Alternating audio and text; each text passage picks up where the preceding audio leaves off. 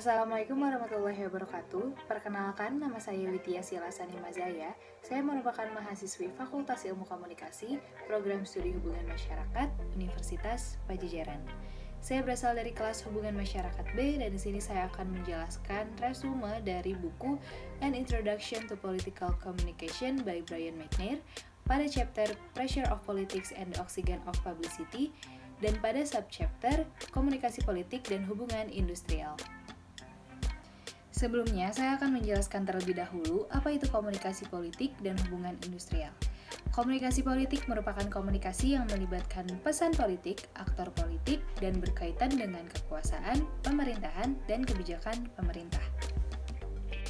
Sedangkan, apa itu hubungan industrial? Berdasarkan Undang-Undang Nomor 13 Tahun 2003 tentang Ketenagakerjaan dalam Pasal 1 Angka 16, mengartikan hubungan industrial adalah suatu sistem hubungan yang terbentuk antara para pelaku dalam proses produksi barang dan atau jasa yang terdiri dari unsur pengusaha, pekerja atau buruh, dan pemerintah yang berdasarkan nilai-nilai Pancasila dan Undang-Undang Dasar Negara Republik Indonesia tahun 1945. Lalu, apa hubungan dari komunikasi politik dengan hubungan industrial? Keduanya memiliki hubungan karena pemerintah memiliki fungsi untuk menetapkan kebijakan, memberikan pelayanan, melaksanakan pengawasan, dan melakukan penindakan terhadap pelanggaran peraturan perundang-undangan ketenagakerjaan. Jadi, keduanya memiliki hubungan yang erat.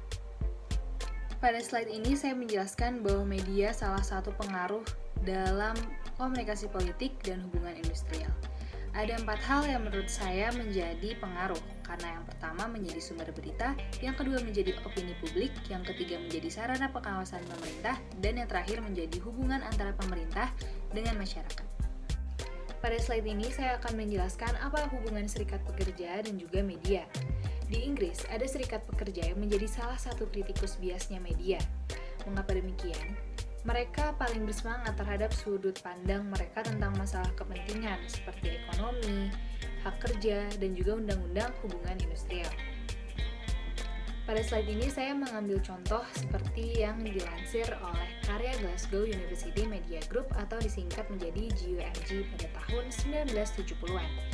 Di sana terdapat penjelasan bahwa serikat pekerja memperdebatkan bahwa media pers dan penyiaran melaporkan isu-isu hanya dari perspektif anti buruh.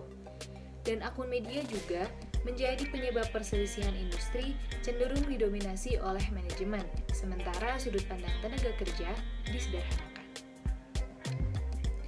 Pada pemerintahan Thatcher di tahun 1979 banyak keadaan yang berubah, karena Thatcher mewajibkan serikat pekerja untuk menilai hubungan mereka dengan media.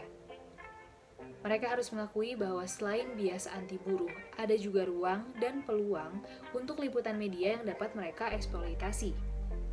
Menurut studi Nicholas Jones tentang peran yang dimainkan oleh media dalam sengketa industri, menegaskan bahwa kedatangan Thatcherism secara fundamental mengubah beberapa keadaan.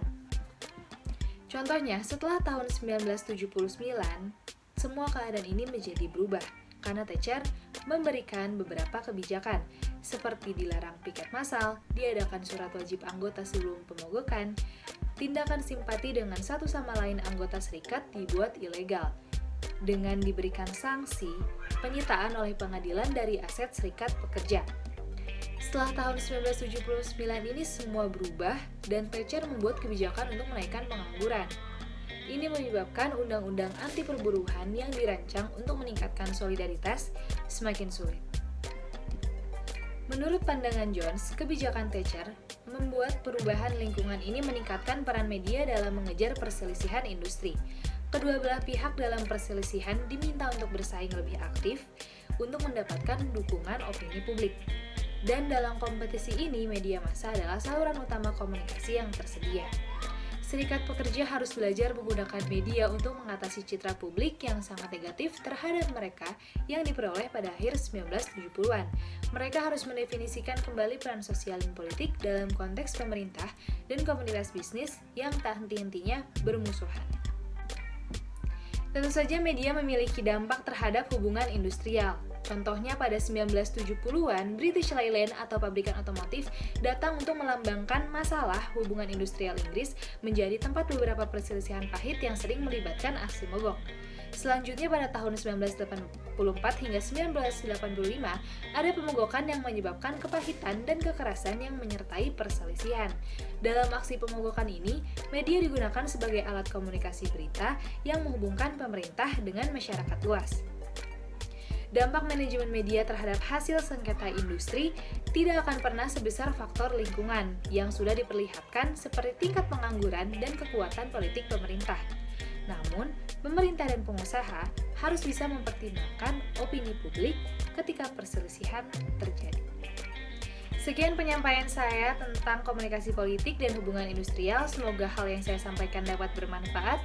Mohon maaf jika ada penyampaian yang kurang berkenan. Saya pamit undur diri. Wassalamualaikum warahmatullahi wabarakatuh.